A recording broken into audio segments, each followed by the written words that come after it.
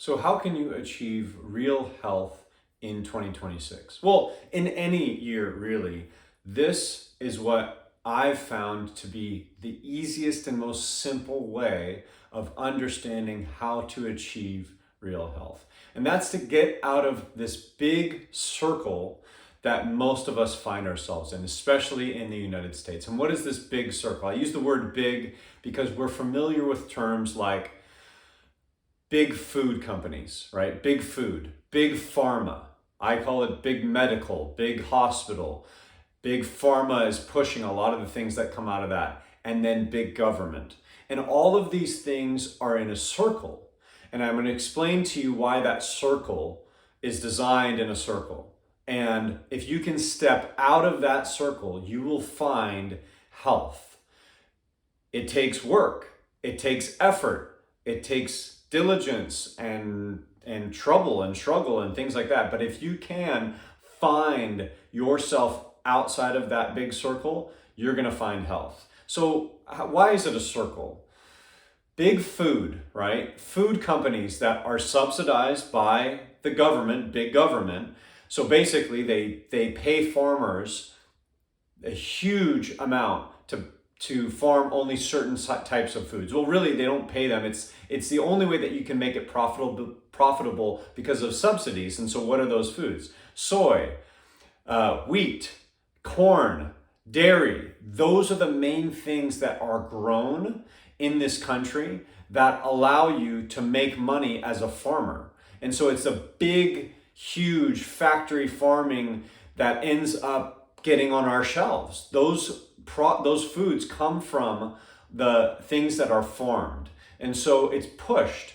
And what are some of the big problems that we have? We're eating too much high fructose corn syrup. So corn is grown so that we can extract corn syrup. Soybean oil, soy itself, corn itself, the actual foods aren't that bad, but when you take them and make the products out of them so that they can make foods profitable because they make them taste good or they make them, stick together or they make them palatable or whatever it is, that is going to end up as a product, and that's being pushed by these big companies that want to sell you tasty things. And those are the things, in my opinion, are what's leading you down the path of really despair in regard to your health. You're going to be choosing foods that are products. I was just talking to a client about this, and really, we have a lot of food addiction in this country, but it's not food. We really don't have food addiction. I've never met anyone who's addicted to broccoli or apples or pears or any natural food. They're addicted to products, okay? Ice cream, alcohol, things that are distilled down or enhanced past nature's way. And so much of what we find in supermarkets and at when we eat is actual products, not real food. And so these big companies have an incentive of, think about Pringles. I mean, think about the slogan of Pringles, a potato chip, or I forget what type of chip it is, but it's a chip. Once you pop, you can't stop. That's what they want. They want you to continually eat. Well, if I continually eat, even if I eat healthy food, but if I continually eat, it's really hard to overeat healthy food just because the nature of food has fiber and it has what your body needs, the minerals, and that's what's going to actually keep you more full. So anyways, but when I overeat and I eat too much, I then end up with problems. On top of that, we've got all these other things that are in the foods that make your processes of the body, so digestion and just anything that goes on in your body is going to be put into a little bit of disruption because of the foods that we eat, and especially because we overeat them. Really, the overeating is the biggest reason why, but on top of that, you've got this high amount of sugar that your body's not normally used to. Plus, it's got all these other combinations of things inside of it that just screw with your gut lining, and there's so little fiber in it and so little water in it, and those things end up, although they're fun to eat, they end up screwing you up in the long term. So where does that lead you? The food then leads you to the medical system, right? It leads you to the hospital, or it leads you to your doctor. And that doctor is now being controlled by the pharmaceutical industry, or really their tools that they have at their disposal, which is surgery and pharmaceuticals. That's really what they use. That's what they're trained to do. They're not trained in nutrition. So a lot of times we think we're going to go to my doctor and they're going to give me sound advice on what I'm supposed to do with my health. No, they're there, in my opinion, doctors are there and they do a great job at this for emergency situations. When you need something that is going to stop the bleeding, you want to go to a hospital. You want to go to a doctor that is trained in medical care that can save your life. But in regard to just everyday maintenance of your health, that is the last place that I would want to be. And this is what I'm talking about with that circle. I would not go to Kellogg's or Pringles or Pepsi to talk about health. No matter how much they donate to the American Heart Association, no matter how much they have invested in health care, they are not invested in your health at all. They are invested in selling products and making a profit. And that is all well and good. But do not come back at me and tell me that those things are okay. They are not okay when it comes to health. And especially for some people, they are slowly killing them. Although it's not like a drug overdose, you can't just do it all in one, it will lead to despair, like I was saying before. So as a doctor, you look at what we eat, all right, and you don't see that big of a problem because you have these patchwork ways of going about it, but you're also not learned in nutrition. You don't really know the mechanisms that go in regard to your microbiome of your gut, how sugars, all right, end up disrupting that, how antibiotics end up disrupting that. What they know is that antibiotics can kill these bacteria that are causing this disease, and they're there to stop disease, and they do a damn good job of it. But like I said, in regard to preventing disease, they are the last people that I would go to. Now, they're getting better at it, and I think that because there is some pushback from people that want more out of their doctors. I mean, think about a doctor, right? You got to know everything about everything. That sucks. As a personal trainer, I'm going to make another video about this.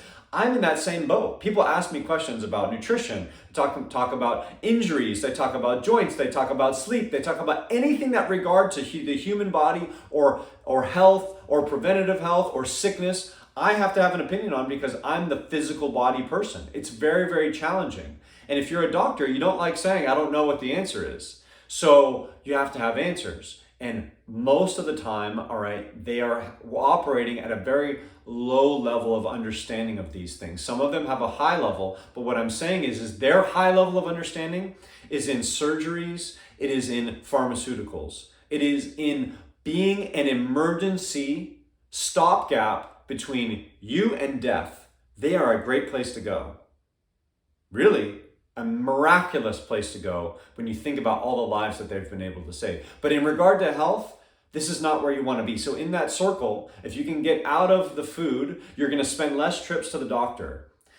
If you're, instead of relying on your doctor for your health, you're relying them on emergency situations, things that you really, I don't have time to research stuff on my own. I don't have time to go to a nutritionist and to work on my diet that things are going. I need something now. That's for the doctor. But if you can get away from them and start, again, relying on people that are an information that is going to help you bring yourself into a better health status, all right? Whether that be, like I said, using someone like a personal trainer or a nutritionist or health guided people. I don't understand why we don't have more of this in society. I look at all of the government subsidies that we give, like I said, for food companies that are poisoning us, for Medicare and things like that are helping people get into this health system. But there's really not a lot of emphasis on preventative care, meaning what are you eating and what are you doing with your physical body? It's real simple. If you really think about it, eating real foods, eating the right amount, and just being somewhat active. If on top of that you start training properly, wow, you're not going to need that system. You're not going to need to go to the doctors. I know this because this is my story. I used to get sick every year, twice a year with strep throat so bad that I would scare doctors when they would look at me. They would almost drop their light. It was terrible. And I would get sick. I would miss a week of school, sometimes 2 weeks of school. And I just thought this is just how it was. I started getting interested in health, started learning about fasting, started learning about natural foods, started learning about, like I said, products versus real food, and started very young, started doing this. And I stopped going to the doctor. I literally do not go to the doctor. I don't need the antibiotics. I don't need these things because I have created the health outcomes that I want.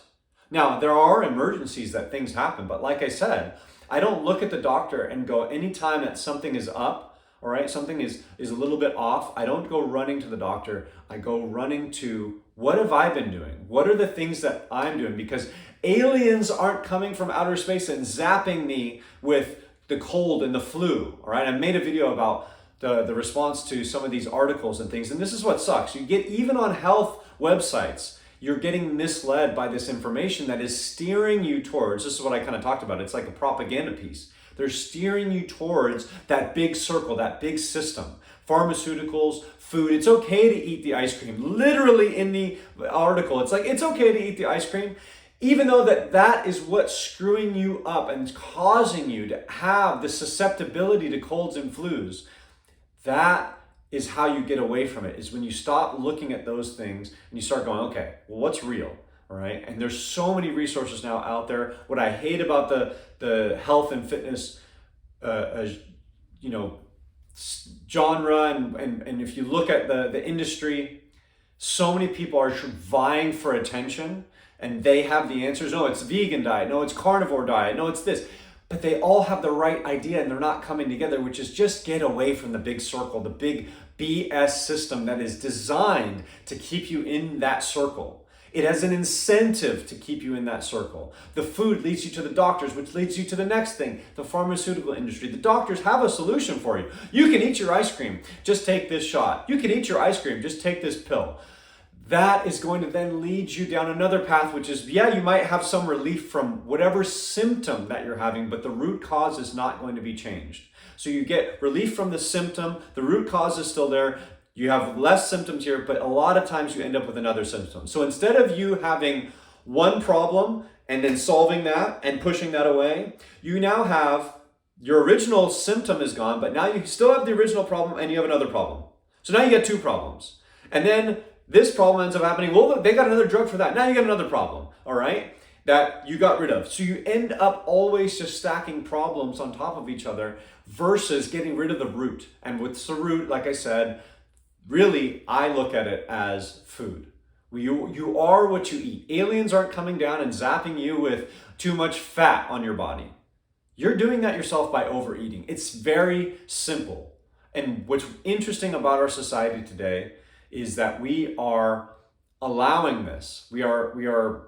It's interesting to see it now with the GLP-1s and the Ozempics now, because all of this fat positivity stuff where people are like, you can be healthy and be obese, all right? It's beautiful. All those people are now getting skinny because of this drug. And I am not so much against it like other health people, because I'd rather you be on a drug and have that whatever offshoot of negative side effect that you're going to get from the drug is better than having all the risk factors with disease that you would with obesity or being overweight. So I'd rather you get skinny and use that tool.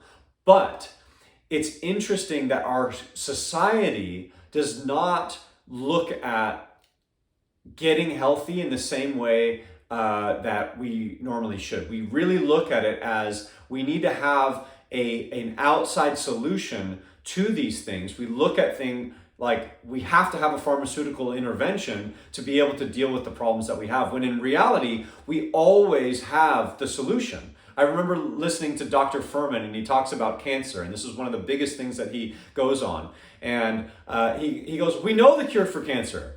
It's not in a pharmaceutical. It's how you eat. We've known about it forever. You have all of these anti-cancer nutrients in foods, and we have all these cancer-forming things, basically not nutrients, but anti-nutrients, all of the ways that food contribute to cancer growth. We know this. We've known it. And we're waiting for a savior by having someone come with a drug the cure for cancer. It's never coming. It's never coming.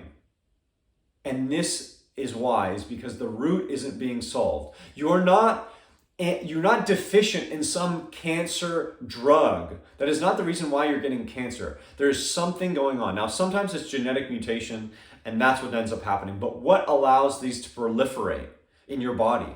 Your environment and your gut, your blood, that is your environment. Now, there's other things around you, how much light you're exposed to, how much sleep you get. There's other environmental factors, what the air is like, that can contribute to those things.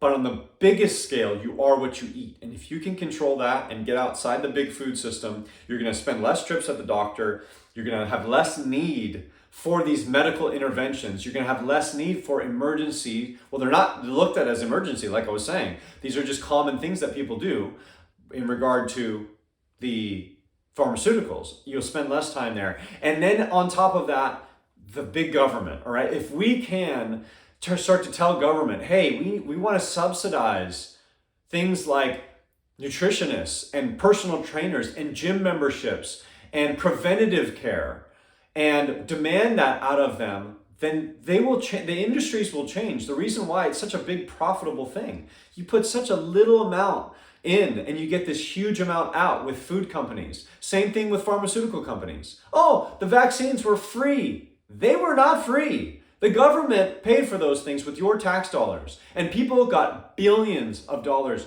because of those products. And that's what's happening with so many pharmaceuticals. Oh, my insurance pays for some of that, right? We have these programs in this circle that allow us to have this idea and this fantasy that things are cheaper than what they are. Well, meanwhile, our taxes just keep going up, and the money, it just keeps getting spread around in the government, and they realize that we are never going to solve these root problems because we don't have the emphasis behind it. We're looking for a savior in government, in pharmaceuticals, in our doctor. And I'm telling you, it's never going to happen.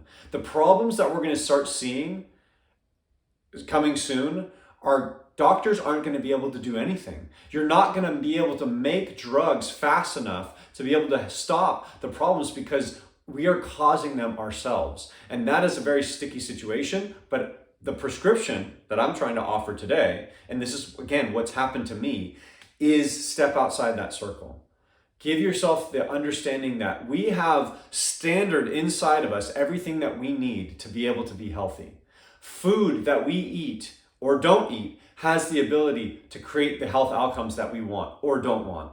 And it's very simple. Get into nature, get away from these man-made products and man-made pharmaceuticals and other things that are keeping you in that circle. Step outside of the circle, find ways of getting into real food. Even supplements are manufactured synthetic things. Get into real food. There are real food, whole food supplements that people are selling as products. They tend to be more expensive because you cannot make that much of a profit off of putting in quality.